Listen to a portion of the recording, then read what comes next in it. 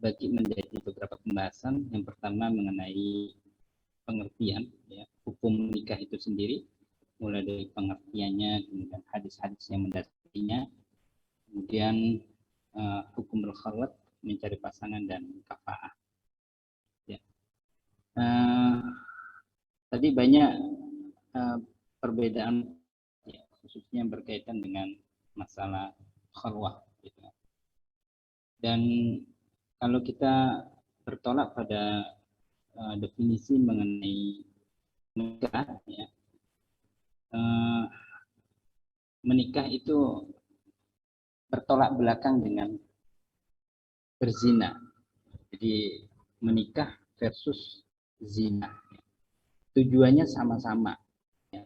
Tapi ada yang membedakan di antara keduanya, yaitu adanya akad yang sah menurut syariat Islam.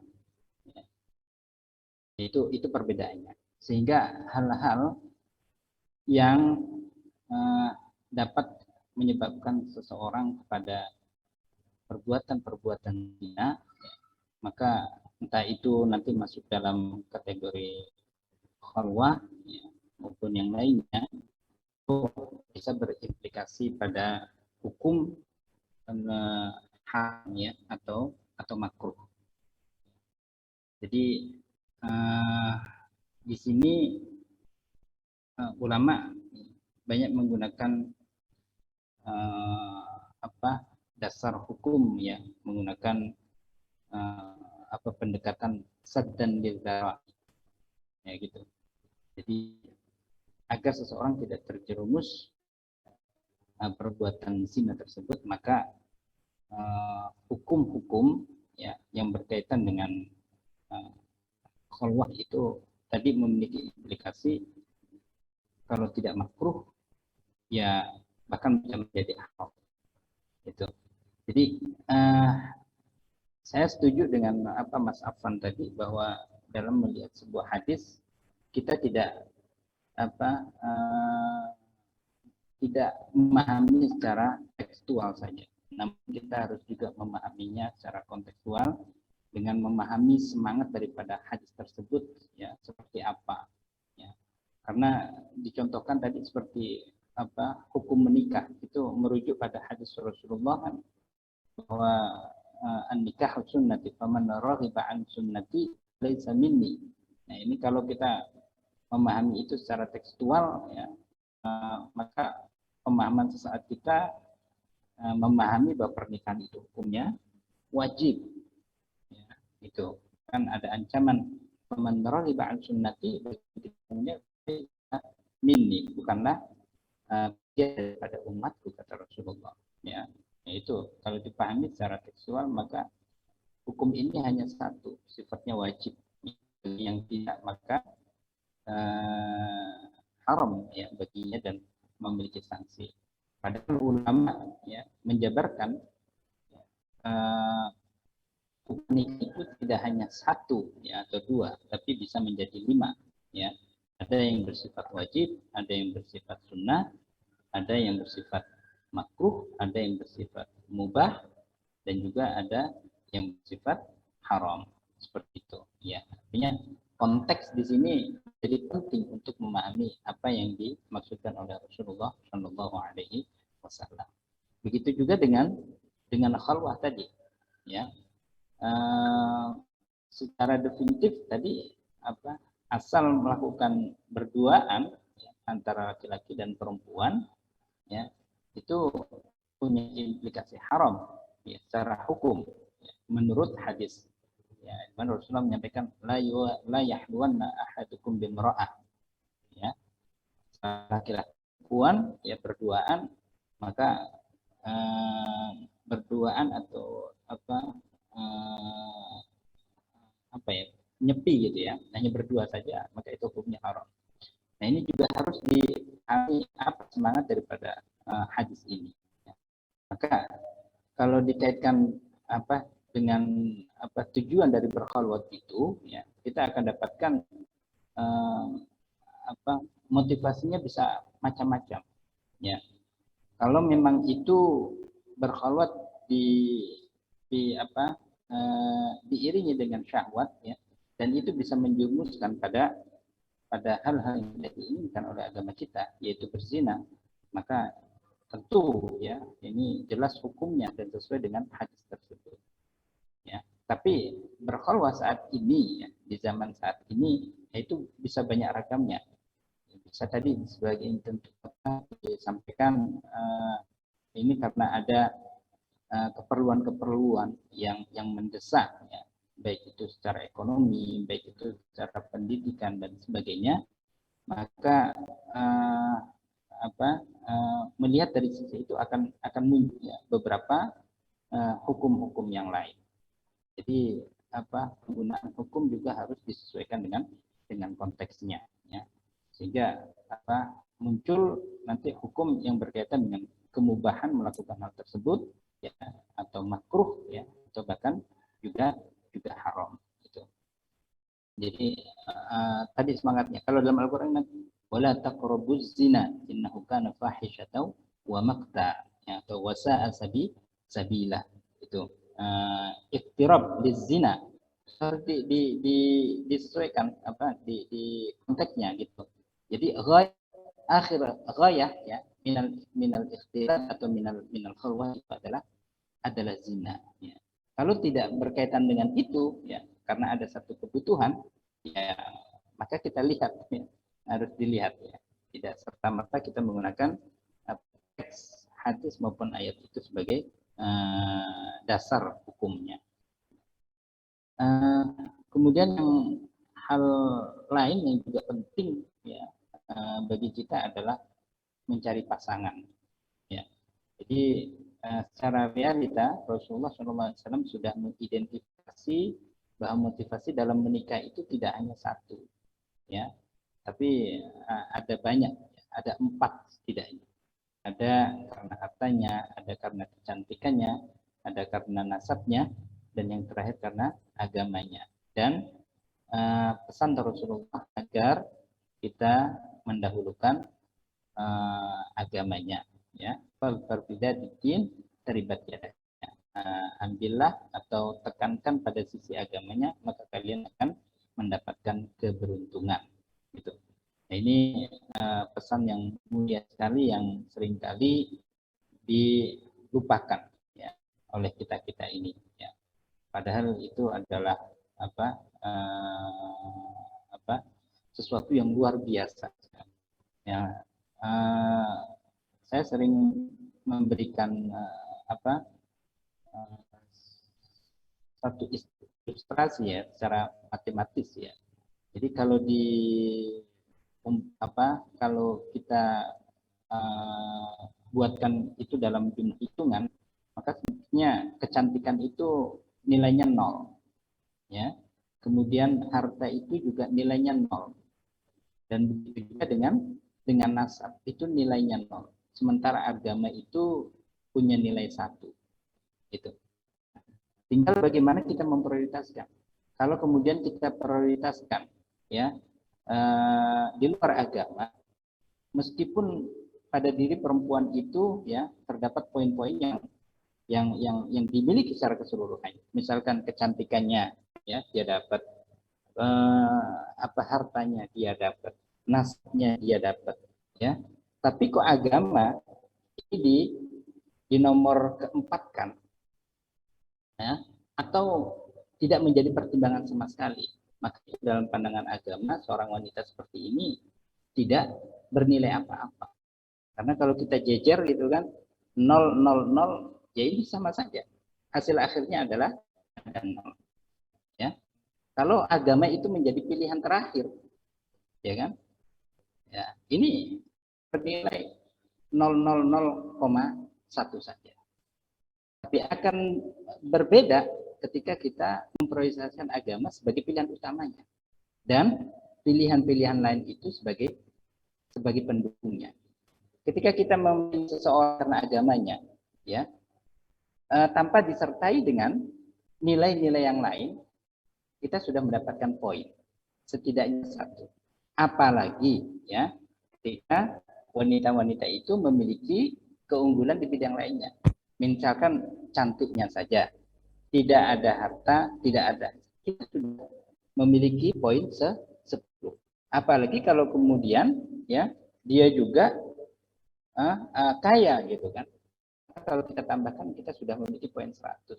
Apalagi ya kalau kemudian sudah beragama ya, memiliki harta, cantik, dan juga yang terakhir dia juga memiliki nasab yang baik. Tentu ini adalah pilihan yang paling sempurna.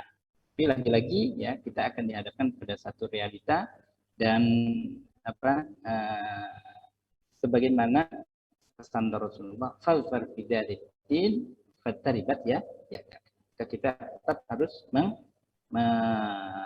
memprioritaskan agama ya sebagai pertimbangan kita dalam memilih pasangan. Dan kafaah ini menjadi penting ya. Ini penting ya dan ini menjadi hak bagi para perempuan untuk menetapkan ya pilihnya atau jodohnya laki-laki ya. Hanya di sini disebutkan ya ini hanya hak saja, bukan sesuatu yang sifatnya wajib. Sehingga ketika terjadi sebuah pernikahan ya di mana mengesampingkan hak-hak tersebut ya maka pernikahan itu tetap bisa berjalan. Tetap bisa berjalan meski ya pada perjalanannya ya ketika memang tidak ada kecocokan di antara laki dan perempuan tersebut, maka menjadi hak bagi seorang perempuan untuk mengajukan gugatan cerai.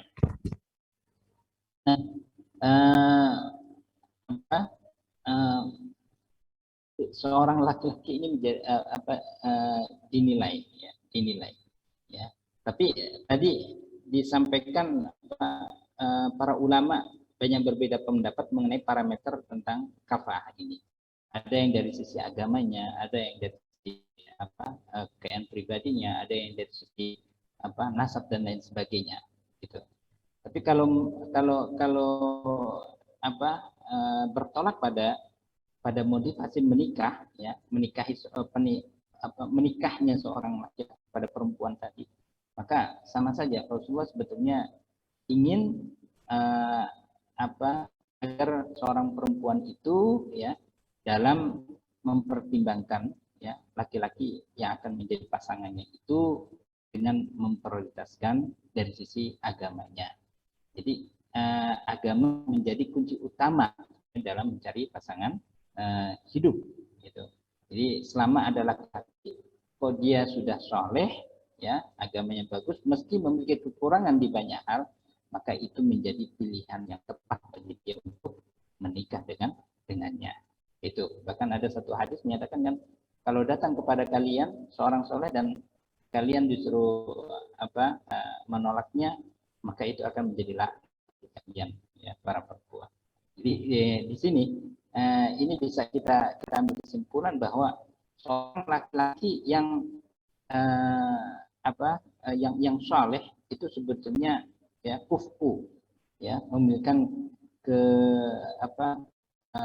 punya kesetaraan dengan wanita dengan kelebihan apapun ya ini karena kesalehannya tadi ya jadi itu beberapa hal yang berkaitan dengan diskusi kita pada hari ini mengenai pernikahan ya. Jadi lagi-lagi kita dihadapkan pada pemahaman hadis ya hadis-hadis Rasulullah yang memang secara pemahaman yang komprehensif itu tidak bisa ya, serta-merta kita memahaminya dari sisi tekstualnya saja. Tapi kita harus memahami juga dari sisi kontekstualnya sehingga implikasi hukum yang terlahir dari pemahaman itu bisa berat. Namun itu tidak keluar daripada konteks daripada pada hadis tersebut. Ya, saya kira itu. Monggo kalau kira-kira ada pertanyaan lain atau tanggapan lain, ya, baik dari apa yang sudah saya sampaikan maupun dari hasil diskusi dengan teman-teman presentator tadi. Ya, kami persilakan.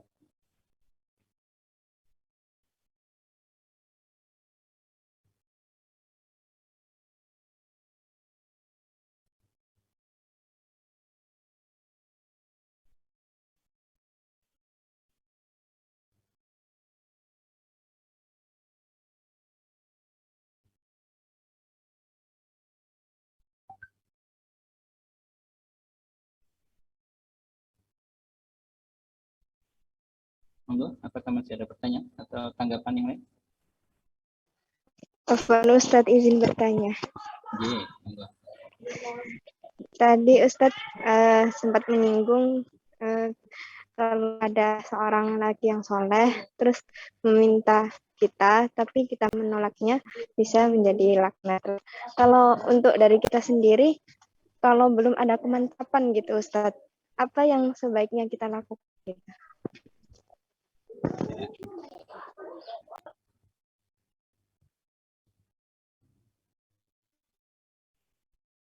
Ya, oke.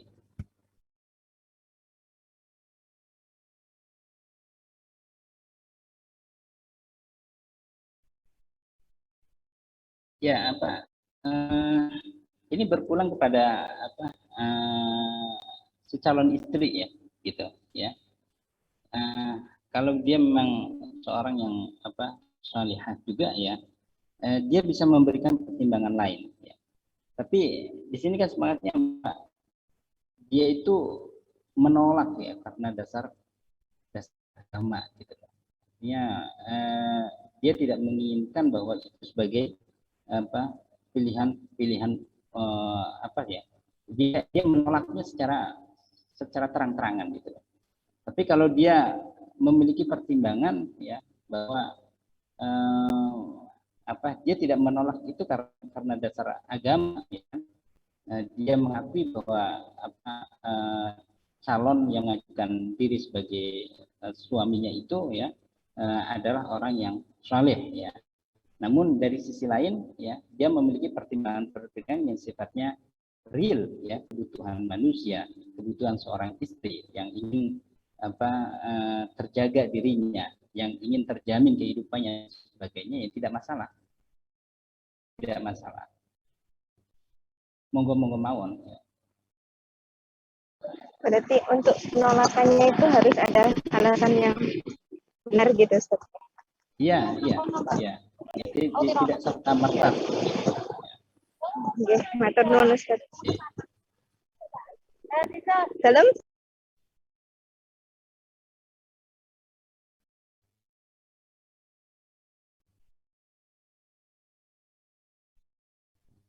Monggo yang lainnya.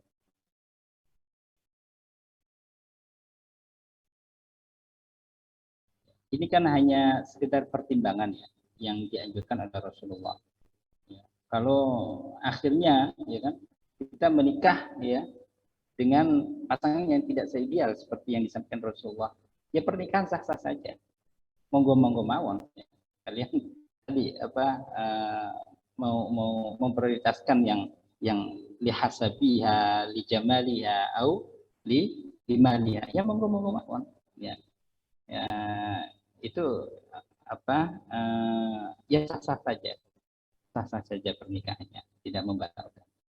Tapi ya tadi itu ya bahwa akan ada keuntungan kata Rasulullah ketika kita memprioritaskan agama sebagai prioritas utama. Dan tadi saya memberikan satu gambaran ya dengan mengilustrasikan poin-poin pada pilihan-pilihan atau pertimbangan-pertimbangan itu secara matematis seperti itu.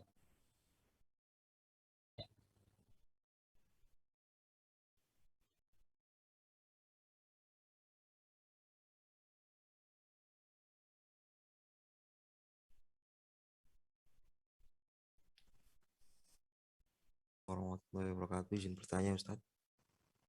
Ya, monggo Mas Sofan. Terkait tentang pernikahan beda agama yang mana awalnya memang dilarang oleh agama.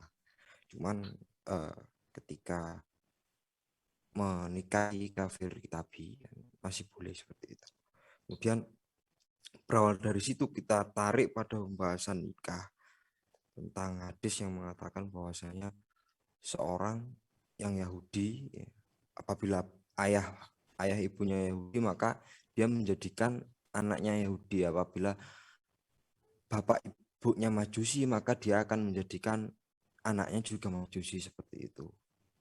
Sama halnya juga dengan Islam.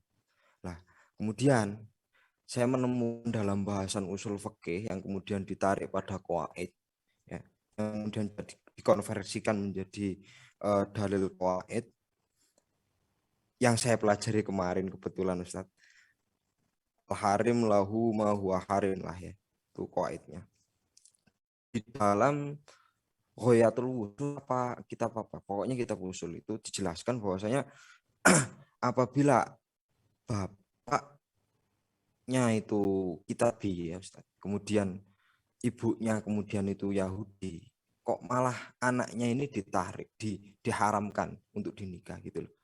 Apakah status anaknya ini memang benar-benar benar-benar bukan kitabi lagi, sedangkan kan masih ada esensi kitabinya.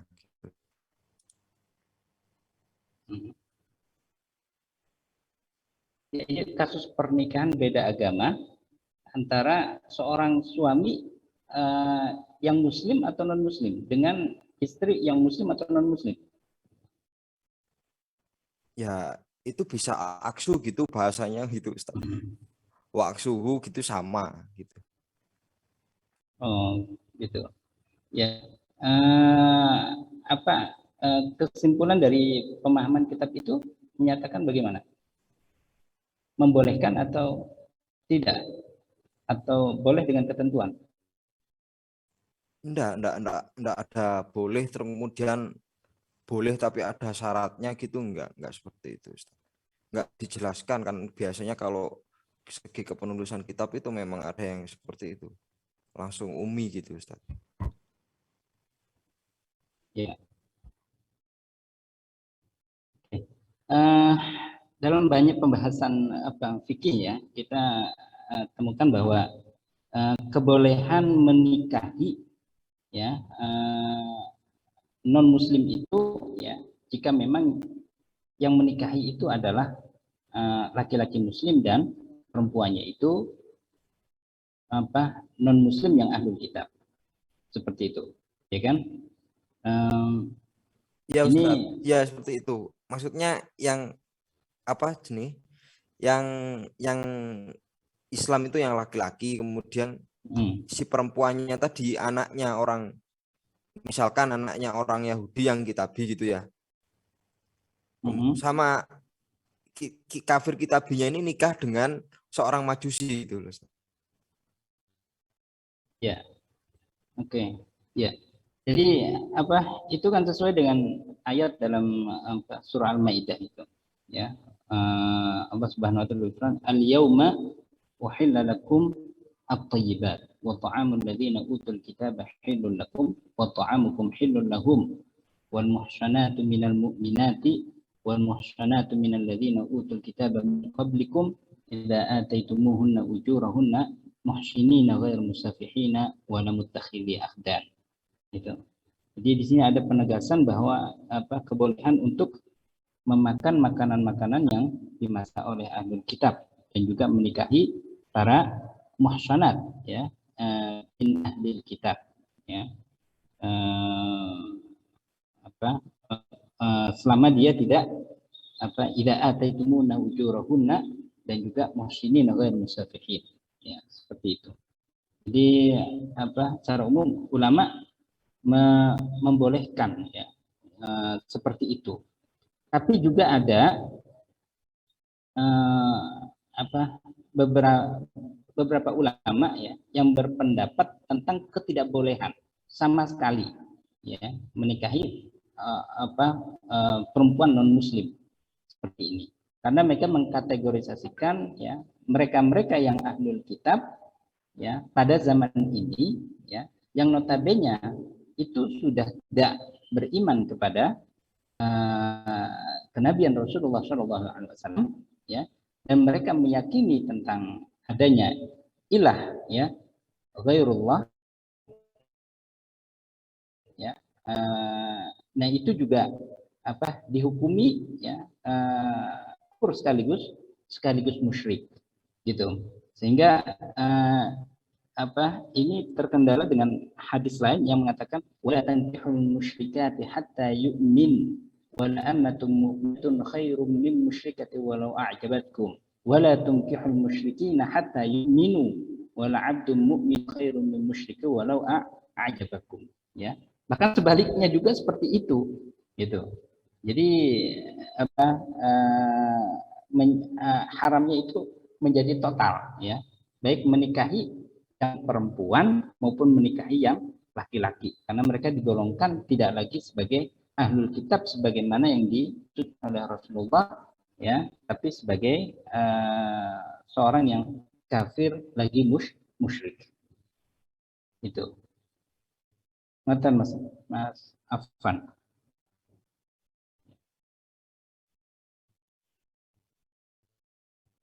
Cuman saya dapatkan satu keterangan dalam tafsir Al-Munir, ya, Imam Wahbah Zuhaili itu ketika menafsirkan tadi, ya, bahwa pemberlakuan kebolehan menikah, ya, perempuan non Muslim dalam kategori di sini ahlul kitab, ya, itu masih berlaku hingga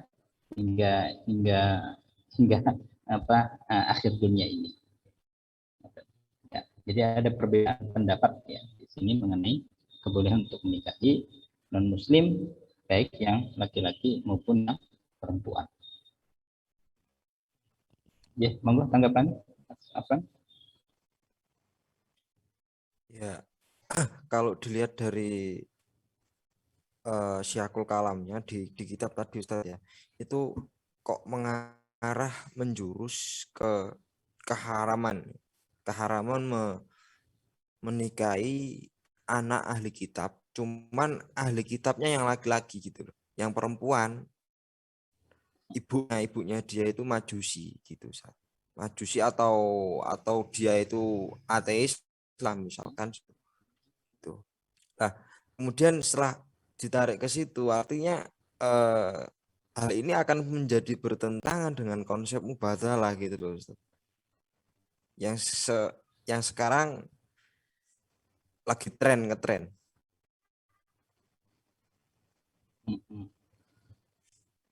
Ya. Kalau hukum positif Indonesia ada yang tahu deh terkait dengan hukum pengadilan mengenai boleh dan tidaknya nikah beda agama. Ada yang mungkin secara,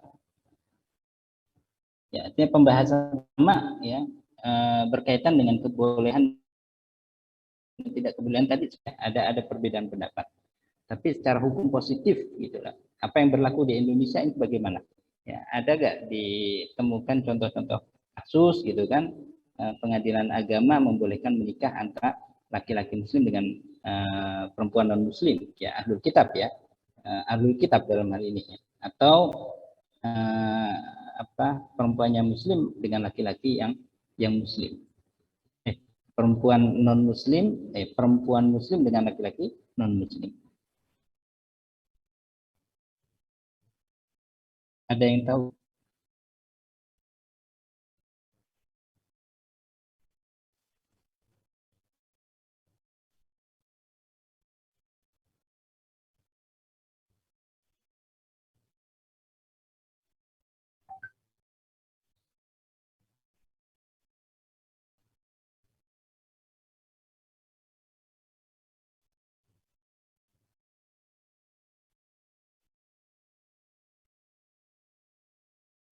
Ya.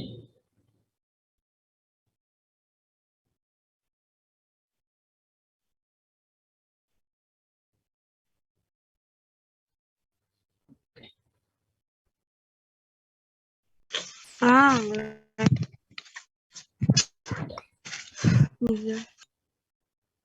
Oke, saya kira pembahasan ini mengenai pernikahan beda agama masih debatable, ya. Nanti coba kan kita konfirmasi mengenai